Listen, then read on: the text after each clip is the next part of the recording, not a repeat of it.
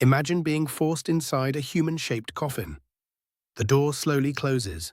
Iron spikes pierce your body from every direction. You can't move. You can't scream. You can only wait for death. This is the Iron Maiden, the most terrifying torture device in human history. The direct inspiration behind one of the most iconic horror franchises ever made, and something that almost certainly never existed. That's right, the single most famous symbol of medieval cruelty, the device that has haunted our nightmares for centuries, that launched 1,000 horror movies, metal bands, and haunted house attractions, was completely made up. Not by sadistic medieval executioners, but by imaginative showmen in the 1800s who wanted to sell tickets and make the Middle Ages look as brutal as possible. And the wildest part? We fell for it. We're still falling for it. So today we're going to pull back the curtain on one of history's greatest hoaxes. How a device that never tortured a single person became the ultimate symbol of torture itself. And trust me, the real story is way more interesting than the myth. So let's start with what most people think they know. The Iron Maiden, sometimes called the Iron Maiden of Nuremberg, is supposedly a medieval torture and execution device. Picture an upright coffin, roughly human-shaped, often carved or painted to look like a woman on the outside. You open it up, and the inside is lined with sharp iron spikes, strategically placed so that when the door is closed on a victim, the spikes would penetrate the body at non-vital points. The idea was maximum pain without immediate death. The victim would bleed slowly, suffer in complete darkness, and die over hours or even days. Some versions of the legend claim it was used by the Catholic Church during the Inquisition. Others say Germanic courts used it to punish traitors and heretics. There are stories of the Maiden being used as early as the 1200s, with the most famous account claiming that a coin forger was placed inside the Nuremberg Iron Maiden in the year 1515. The spikes allegedly pierced his arms, legs, belly, chest, and eyes. According to the tale, his screams could be heard throughout the entire dungeon before he finally fell silent 2 days later. It's vivid, it's horrifying, and it became the blueprint for countless depictions in popular culture, most notably the Saw franchise, where elaborate devices designed to inflict maximum suffering on conscious victims became the entire premise. Jigsaw's traps owe a massive creative debt to the Iron Maiden concept. The reverse bear trap, the needle pit, all of these echo that same fundamental horror of being trapped inside a machine designed to destroy your body. But here's the problem. When historians actually went looking for evidence that the Iron Maiden was used in the Middle Ages, they found essentially nothing.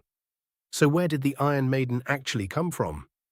The answer takes us not to some dark medieval dungeon, but to the 1790s and early 1800s, a period when Europe was absolutely obsessed with the Middle Ages, but not in an accurate way. This was the age of Romanticism and Gothic literature. Think Frankenstein, think crumbling castles and mysterious monks. People were fascinated by the medieval period, but they wanted it to be dramatic, savage, and exotic. They wanted to feel superior to their ancestors. And nothing made the past seem more barbaric than elaborate torture devices. The first known reference to an Iron Maiden comes from 1793, when a German philosopher named Johann Philipp Siebenkees wrote about the alleged execution of that coin forger in Nuremberg in 1515. But here's the thing. Siebenkees provided no primary sources, no court records, no contemporary accounts. He simply told the story as though it were established fact. And people believed him because they wanted to believe him. Then came the showman. In 1802, an Iron Maiden was assembled and put on display in Nuremberg, but historians have since determined that this device was actually cobbled together from several different artifacts. The outer shell was likely a medieval shame cloak or display coffin, the kind of thing used to publicly humiliate minor criminals, not kill them. The spikes were added later, probably in the 18th century, specifically to create the terrifying effect that would draw paying visitors.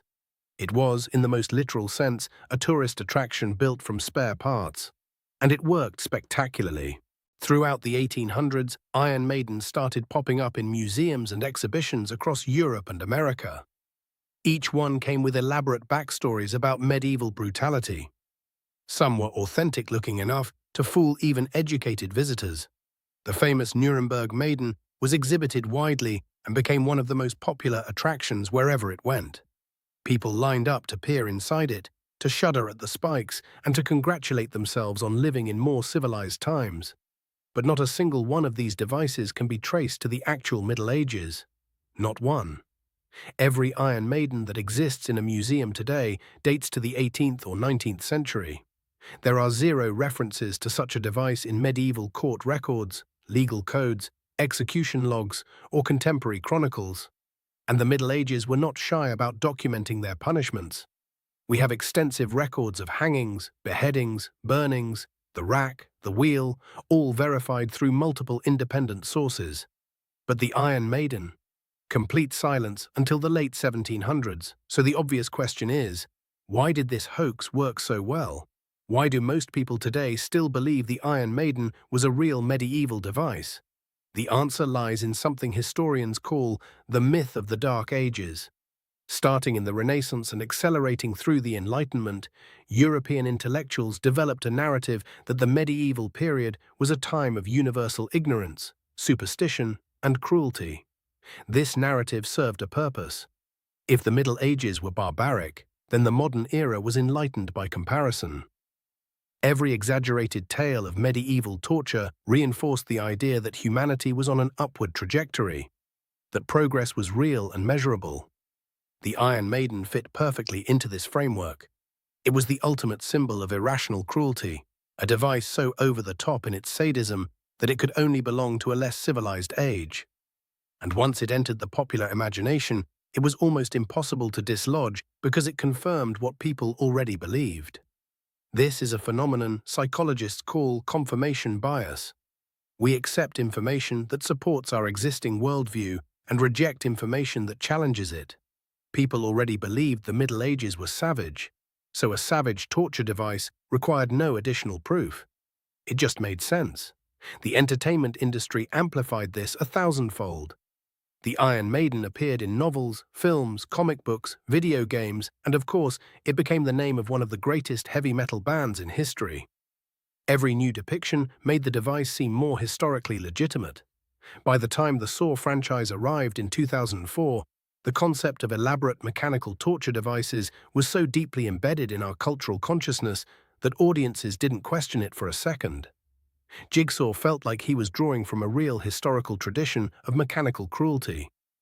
In a way, he was drawing from a tradition, just not a medieval one. He was drawing from a 19th century tradition of inventing medieval cruelty for entertainment, which is honestly kind of meta when you think about it. Now, I want to be very clear about something. I am absolutely not saying that the Middle Ages were a gentle, peaceful time. Medieval punishment was genuinely brutal. People were broken on the wheel, a process where a person's limbs were shattered with an iron wheel, and then they were left to die on a scaffold. People were drawn and quartered, hanged until half dead, and then disemboweled while still conscious. Burning at the stake was common for heresy charges across Europe. But here's the key distinction. Medieval torture and execution were generally practical, public, and designed to send a message. They weren't elaborate Rube Goldberg machines of suffering. A medieval executioner wasn't an engineer designing complex mechanical devices. He was a civil servant carrying out sentences as efficiently as the law required. The punishments were horrific, but they were horrific in straightforward, blunt ways. The idea of a complex, mechanical device designed purely to maximize prolonged suffering is actually a much more modern anxiety. It reflects industrial age fears about machinery and dehumanization, not medieval realities. The Iron Maiden is scary in a way that says more about the 19th century than the 13th century. It's the fear of being fed into a machine, of being processed and destroyed by cold, mechanical indifference. That's a factory-age nightmare projected backward onto the medieval world. And this is exactly why it resonated so powerfully with horror filmmakers. The Saw franchise taps into that same industrial horror. Jigsaw's traps are machines, they're engineered, they run on timers and triggers and mechanical precision. That's not medieval at all. That's modern anxiety wearing a medieval costume. So where does this leave us? The Iron Maiden is a fabrication, but it's a fabrication that has profoundly shaped how we understand history, how we create horror, and how we think about human cruelty. It's in our museums, our movies, our music, and our collective nightmares. And none of it is based on historical reality. But I think there's actually a deeper lesson here that goes beyond just one fake torture device. The story of the Iron Maiden is really a story about how we construct the past to serve the present. The 19th century needed the Middle Ages to be barbaric, so it invented evidence of barbarism. And we keep perpetuating that invention because it serves our stories, our entertainment, and our desire to believe that humanity has come a long way. The truth is messier and more interesting. The Middle Ages were complex, contradictory, and often surprising. Medieval people created stunning art, developed sophisticated legal systems, built universities that still exist today, and yes, they also did terrible things to each other. But they did terrible things in their own way, not in ways that conveniently match our modern horror fantasies. Every time we repeat the myth of the Iron Maiden without questioning it, we're not just getting history wrong. We're participating in a centuries-old tradition of using the past as a mirror that flatters the present. And maybe that's the real horror story here. Not a spiked coffin in a dungeon, but how easily we can be convinced that something is true simply because it's dramatic enough to believe. So the next time you watch a Saw movie or walk through a haunted house and see an Iron Maiden, you'll know the real story. The most famous torture device in history was invented not by medieval executioners, but by modern showmen who knew that fear sells and that people will always pay good money to believe the worst about the past. If this video made you look at history a little differently, smash that like button. It really does help the channel more than you might think. If you're new here and you enjoy deep dives into the weird, surprising, and sometimes completely made-up stories behind the things we think we know, hit subscribe and ring that notification bell so you don't miss the next one.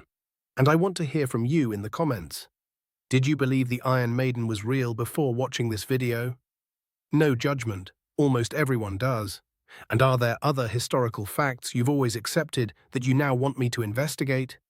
Drop them below, because I guarantee some of them are going to turn out to be just as fake as a spiked coffin in Nuremberg.